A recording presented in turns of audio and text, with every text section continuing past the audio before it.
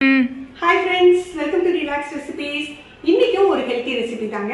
பார்த்தாலே தெரியும் வாழைத்தண்டு எடுத்து வச்சிருக்கேன். இன்னைக்கு நம்ம வாழைத்தண்டு சூப் தான் பார்க்க போறோம். பிள்ளைகளுக்கு பாத்தீங்கன்னா வாழைத்தண்டு செஞ்சு குடிக்கல பொரியலா சாப்பிடல கொஞ்சம் வருத்தப்படுவாங்க. நீங்க சூப்பா செஞ்சு கொடுத்தீங்க அப்படின்னா அது வாழைத்தண்டுனே கண்டுபிடிக்க முடியாதுங்க. அவ்வளோ டேஸ்டியா இருக்கும். எப்படி பண்ணலாம்னு பார்க்கலாம். நான் இன்னைக்கு 2 தண்டு எடுத்து வச்சிருக்கேன். சூப் அப்படிங்கறத ஒரு தண்டு அளவுக்கே போதும். வாழைத்தண்டு எப்படி கட் பண்றதுன்னு ஆல்ரெடி நம்ம சேனல்ல போட்டுருக்கோம். வாழைத்தண்டு பொரியல் ரெசிபில இப்பவும் எப்படி கட் பண்றதுன்னு பார்க்கலாம்.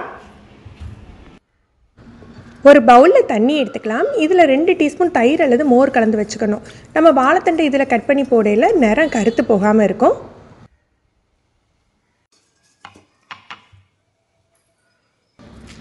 தண்டை நல்லா அடிப்பாக வரைக்கும் க்ளீன் பண்ணி எடுத்துக்கலாம்.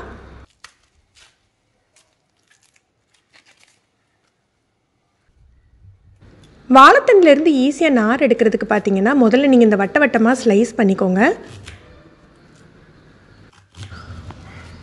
ஒரு ஸ்லைஸ்க்கு இன்னொரு ஸ்லைஸ்க்கு நடுவில் பாக்கையில் அந்த நார் அப்படியே உங்களுக்கு தெரியுங்க. அதை நம்ம விரலில் அப்படியே சுற்றி எடுத்துக்கலாம். இப்படி ஒவ்வொன்றையாக வட்ட வட்டமாக கட் பண்ணி நம்ம விரலில் சுற்றிக்கிட்டே வந்தீங்கன்னா உங்களுக்கு வந்து அந்த நாரை ஈஸியாக எடுத்துடலாம்.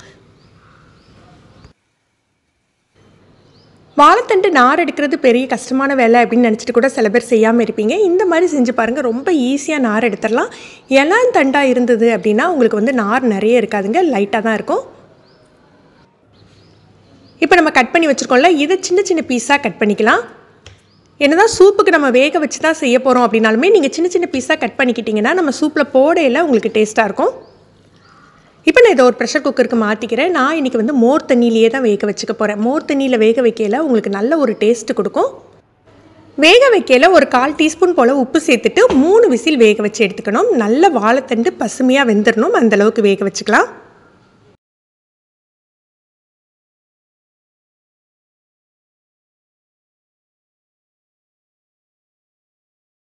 இப்போ நம்ம வேக வச்சுருக்கிறதுல ஒரு 3/4 பாகம் மட்டும் வாழைத்தண்டு எடுத்துக்கலாம். மொத்தத்தையுமே நம்ம அரைக்க வேண்டியதில்லை. ஏன்னா நம்ம சூப்பில் கொஞ்சம் வந்தால் தான் உங்களுக்கு வந்து அது சாப்பிட்றதுக்கு டேஸ்ட்டாக இருக்கும். ஒரு 3/4 பாகம் மட்டும் வந்து நம்ம மிக்சியில் போட்டு அரைச்சி அதை தனியாக சாறு எடுத்து வச்சுக்கணும். இதுக்கு தண்ணி சேர்த்து தான் அரைக்கணும் இல்லைங்க, நம்ம வாழைத்தண்டுலேயே உங்களுக்கு அந்த ஈரப்பதம் இருக்கும். நம்ம மிக்சியில் அரைச்சிட்டு ஒரு வடிகட்டியை வச்சு நம்ம ஃபில்டர் பண்ணி எடுத்தாலே உங்களுக்கு நல்ல அந்த சாறு கிடச்சிரும். நல்லா 1 டீஸ்பூன் அல்லது 2 டீஸ்பூன் வெண்ணெய் சேர்த்துக்கோங்க. ஒரு 3 பல் பூண்டு நல்ல மெல்லிஸாக கட் பண்ணிக்கோங்க. ஒரு 2 டீஸ்பூன் வெங்காயம், நிறைய வெங்காயம் வேண்டாங்க, கொஞ்சமாக ஒரு ஃப்ளேவருக்காக தான், அதனால் ஒரு 2 டீஸ்பூன் வர்ற மாதிரி பொடியாக கட் பண்ண வெங்காயம் சேர்த்துக்கோங்க. இது ரெண்டுமே வெண்ணெயில் நல்லா வந்து கோல்டன் கலராக ரோஸ்ட் ஆயிடணும். இப்போ நம்ம வேக வச்சு வச்சுருந்தோம் இல்லையா அந்த வாழைத்தண்டு, அந்த வேக வச்ச தண்ணியோடு சேர்த்துக்கணும்.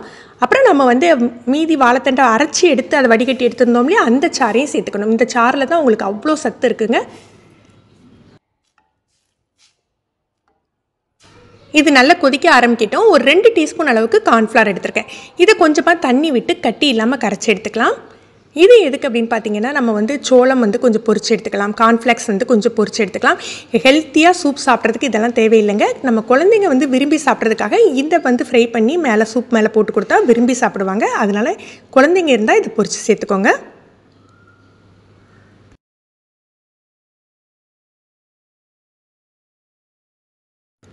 சூப் நல்லா கொதிக்க ஆரம்பிச்சிட்டு நான் மிளகுத்தூள் சேர்த்துக்கிறேன். உப்பு தேவைப்பட்டால் சேர்த்துக்கோங்க. எனக்கு முதல்ல சேர்த்துருந்தா அந்த உப்பே போதுமானதாக இருந்தது. உப்பு தேவைப்பட்டதுன்னா நீங்கள் டேஸ்ட் பண்ணி பார்த்துட்டு உப்பு சேர்த்துக்கலாம். இப்போ நம்ம கரைச்சி வச்சுருக்க கார்ன்ஃப்ளவரை சேர்த்துக்கணும். கார்ன்ஃப்ளவர் கரைக்கையில் எப்போதுமே கொஞ்சம் கட்டி இல்லாமல் கரைச்சிக்கோங்க, கொஞ்சம் தண்ணி அதிகமாகவே விட்டு கரைச்சிக்கோங்க.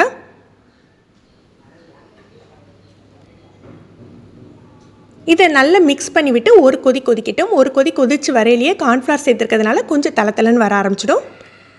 சூப் எப்போதுமே நம்ம அணைச்சி வச்ச பிறகு இன்னுமே கொஞ்சம் கட்டியாகும், அதனால் ரொம்ப வந்து கட்டியாக்காதீங்க. இந்த அளவு பதம் வந்தாலே போதும். நல்ல பொடியை கட் பண்ண மல்லி இலை தூவி இறக்கிடலாம். வாழைத்தண்டு சூப் சூப்பராக ரெடி ஆகிடுச்சு. ஃப்ரெண்ட்ஸ், நீங்களும் ட்ரை பண்ணி பாருங்கள். இந்த மாதிரி ஹெல்த்தி ரெசிபிஸ் நிறைய நம்ம சேனலில் இருக்குது. நீங்கள் ஃபஸ்ட் டைம் ரிலாக்ஸ் ரெசிபிஸ் பார்க்குறீங்கன்னா மறக்காமல் சப்ஸ்கிரைப் பண்ணிக்கோங்க. சேனல் விசிட் பண்ணி பாருங்கள். உங்களுக்கு பிடிச்சிருக்க வீடியோக்கு கமெண்ட் பண்ணுங்கள். தேங்க்யூ.